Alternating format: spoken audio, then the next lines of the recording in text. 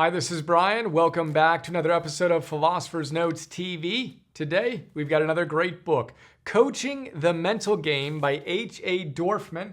Coaching the Mental Game, subtitle, Leadership Philosophies and Strategies for Peak Performance in Sports and Everyday Life. Harvey Dorfman is an old school sports psychologist. The Major League Baseball website calls him a pioneer in sports psychology. He won a World Series ring as the mental toughness coach for the Oakland A's and the Florida Marlins, although he preferred mental discipline to mental toughness. It wasn't about being tough per se, it was about being disciplined. If you do the right things with your mind consistently, he would say every time, you will have the discipline that leads to the toughness. But don't go for the toughness per se, go for the disciplined mind. And that will lead to the toughness that you want to have. So I love mental toughness, particularly as it relates to sports. We have over 20 Philosopher's Notes now on books like this. I'm excited to get through basically all the great books out there. We've got a ton already. As always, we have a Philosopher's Note with a 6-page PDF, 20-minute MP3, bunch of my favorite ideas. Here are 5 of them for us today. So the first idea in coaching the mental game is carpe momentum. Carpe momentum. Seize the moment, Harvey tells us. We've talked a lot about carpe diem and the fact that you can't actually seize the day. Dan Millman came up with the phrase I love, carpe punctum, which is his take on the moment. And then Harvey created this made-up Latin phrase, carpe momentum. And I love this because it kind of captures the elements of both being in the moment and the fact that when you are in the moment, you create momentum. It's the only way to create momentum is being in the moment. And then a specific phrase, I often talk about the fact that books come back to a particular theme again and again and again. Well, this is a theme that Harvey comes back to in all sports-based mental toughness books. Basically, all of them come back to this in one way or another. Task execution. The greatest performers are mentally disciplined such that they're not thinking about the past and they're not thinking about the future. They're just thinking about what needs to get done right now, and they're executing that task. Harvey tells us that sports, it's simple. What's complex are the human beings engaged in it. But all we need to do in sports and in life is step back and then step into the moment, execute the task. And the reality is this isn't just for peak performance on a sports field or arena. This is what all the great spiritual teachers tell us. Eckhart Tolle, the power of now. What is that? It's basically task execution. It's be in this moment, do what this moment is asking of you. Byron Katie, loving what is. She says the world never asks for more than one thing from you at once. Do the dishes or do whatever else needs to get done. Just focus on that. Don't create a big story about it, which is going to involve the past and the future. Focus on this moment. Carpe momentum. And in the process, you create momentum as you focus on that moment. You lose momentum, get back in the moment. One more thought here. Michael Phelps, the great, historically great Olympic swimmer. He's won 28 medals or something like that, 22 gold or whatever the numbers are. His big thing from his coach, Bob Bowman, is what's important now.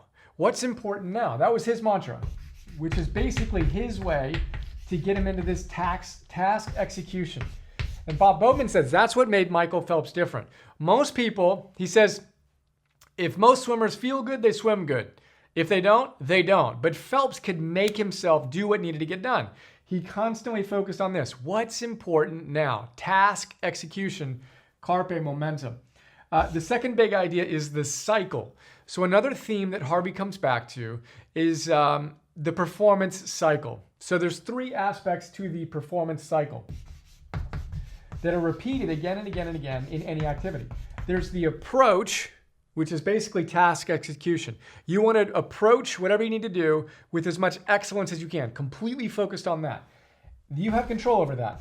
Then, after your approach, there's a result. You do not have control over the result. You can do your best, and the result can still be less than the best. That's just how it goes, right? This is kind of like the Apollo metaphor we used. Apollo was the patron god of philosophy. He was an archer.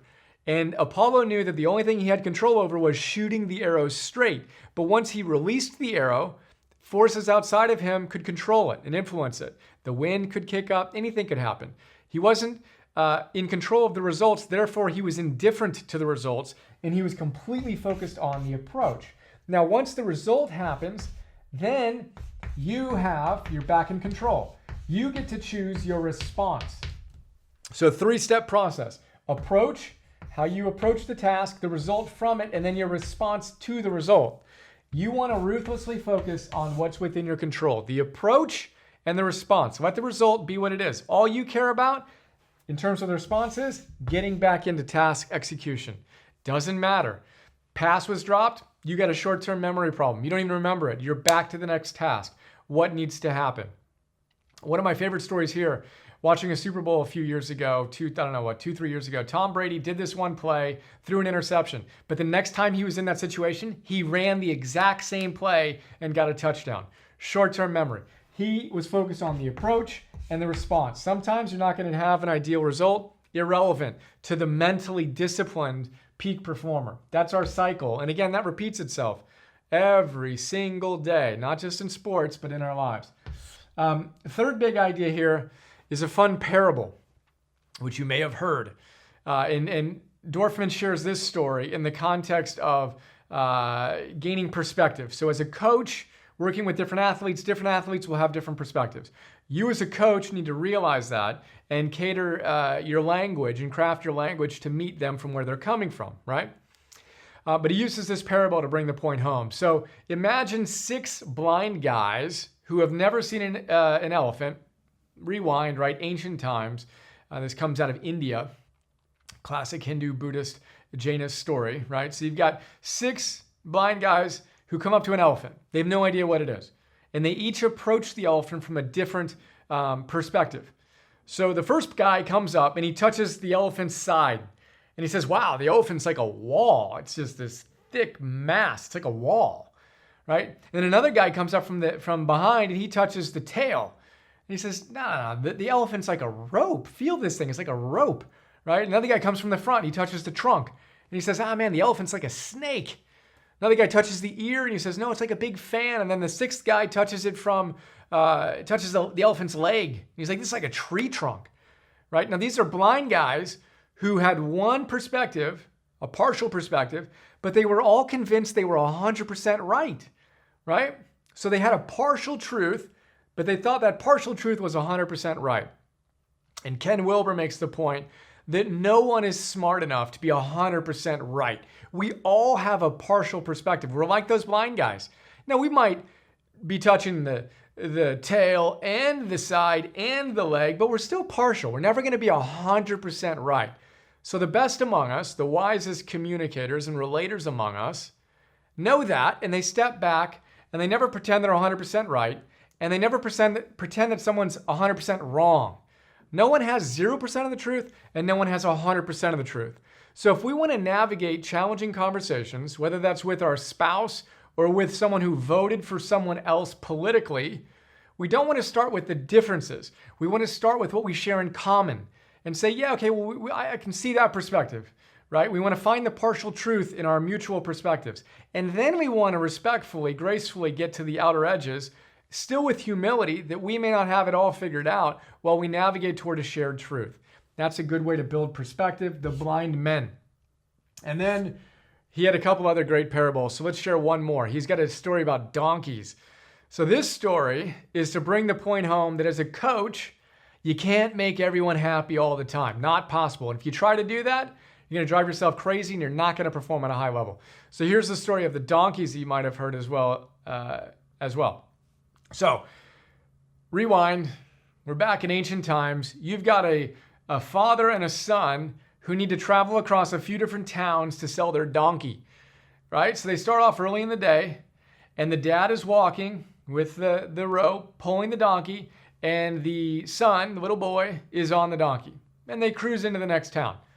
And some people are in that town, and they say, I can't believe it. You know, the boy with strong young legs is sitting there on the donkey while his father's walking. What's going on, right? So the dad and then the son say, oh, wow. And they switch places and they walk into the next town. And this time the son is leading the donkey and the dad is on the donkey, right? And now the townspeople say, I can't believe it, right? That's strong, man. Sitting there on the donkey while his little boy's got to walk. What's this world coming to? That's crazy. So the dad and the son are like, really? Okay. And they both hop on the donkey. So now they're both riding the donkey into the next town. And those people say, are you kidding me? 2 people on the donkey? That poor donkey, that's so inhumane. I can't believe they're doing that. So they jump off, and the dad's thinking about it for a second. And he comes up with a brilliant idea to go to the shop in town, and he buys this big piece of bamboo and some rope, and they tie up the donkey's legs, and they tie him to the bamboo pole, and the father and the son carry the donkey into the next town. And of course, in that town, everyone's looking at it and saying, are these guys crazy? Why are they carrying their donkey? And the moral of the story is obvious. You can't please everybody all the time, so quit trying. Do your best. Do you feel to be right?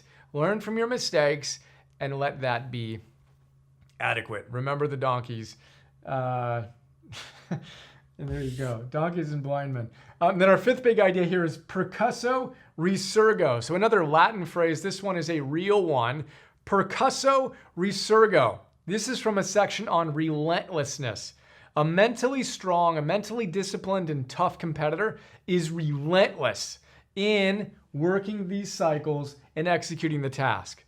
They're struck down and they rise again. Percussus Resurgo. Struck down, rise again, relentlessly. Angela Duckworth, Mrs. Science of Grit, says that if she was ever going to get a tattoo, she would get one that says, fall down 6 times, rise 7, or fall down 7 times, rise 8. Doesn't matter. Struck down, rise again. We need to be relentless in our pursuit of our highest potential. We will be struck down as we're pursuing goals that are worthy of us, and we must rise again. That's what the mentally disciplined among us do. Knowing we're not going to make everybody happy all the time, knowing our perspective is always going to be limited, and being spacious for others, and then approaching the cycle with a level of mastery. Approach, results, response. We can control the approach and the response, not the results. So quit thinking about that. Connect this back to 4DX, the 4 disciplines of execution. Focus on the lead measure. The lag is the result of your activity. The lead is your approach and your response. Focus on that, which can influence the result. And then carpe momentum. Well, now what needs to be done? What's important now? Execute the thing that's in front of you, moment to moment to moment to moment to moment. I've got this written on my whiteboard right now. Task execution. What's important now? The mentally strongest among us, focus on that ruthlessly, moment to moment to moment. And oh yes, the most spiritually enlightened do as well. I love it when there's parallels, and there always are. So, coaching the mental game. What was your favorite big idea? What jumped out and landed? How will you go from theory to practice, make it a more integrated, embodied part of your life starting today? Get on that and make today another awesome day. See ya. Do you know what the word hero meant in ancient Greek? Get this. It didn't mean tough guy or killer of bad guys. It meant protector. A hero has strength for 2. A hero's secret weapon? Love, compassion, empathy. Quite simply, a hero cares. And very importantly, a hero is willing to do the work required to optimize and build the strength to make a difference in their families, communities, and world. And you know what? Our world needs heroes today more than ever before. We need you to be a hero. And helping you optimize your life so you can actualize your heroic potential is what Optimize is all about. We have dozens of what we call wisdom packs to help you optimize every facet of your life, from getting more clarity on your purpose to setting and achieving goals, dialing in your energy with the best wisdom on nutrition, movement, sleep, and meditation, and creating grounded confidence and the ability to show up at your best day in and day out. Our wisdom packs are filled with hundreds of philosophers' notes, which are 20-minute book summaries that help you apply the most powerful ideas from the best books to your life today. And members get dozens of hour-long masterclasses to master the most important facets of their lives. Every hero has a guide on their hero's journey. Harry Potter had Dumbledore. Dorothy had the Good Witch of the North. Luke Skywalker had Obi-Wan Kenobi and Yoda. I'm kind of like your virtual Obi-Wan, with a little less hair and, well, no lightsabers. But otherwise, or perhaps more accurately, I'm kind of like your philosopher guide, who stuffs your wisdom packs with all the best ancient wisdom, modern science, and practical tools from all the best Yodas, Dumbledores, and good witches out there, so that you're supercharged and ready to rock your epic, heroic quest. If that sounds like fun, we'd love to have you join us. Optimize your heroic potential actualized.